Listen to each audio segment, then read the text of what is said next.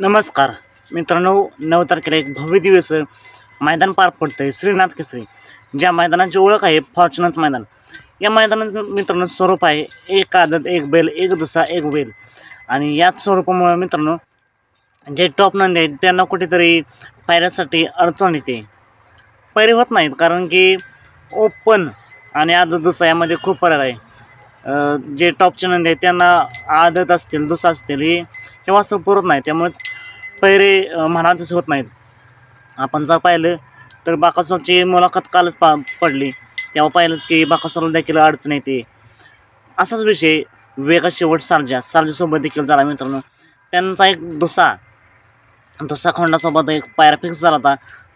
बाहेरचा आहे बहुतेक जालना भागातील.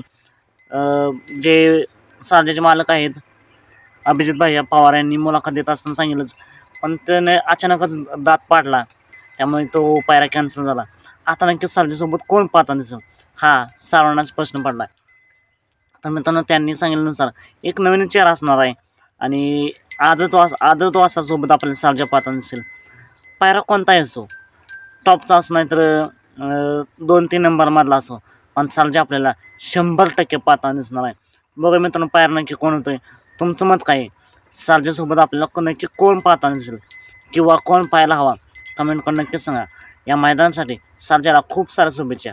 चालतं मग भेटूया पण नाही नवीन अपडेट्स भन्नाट अशा नवीन व्हिडिओमध्ये.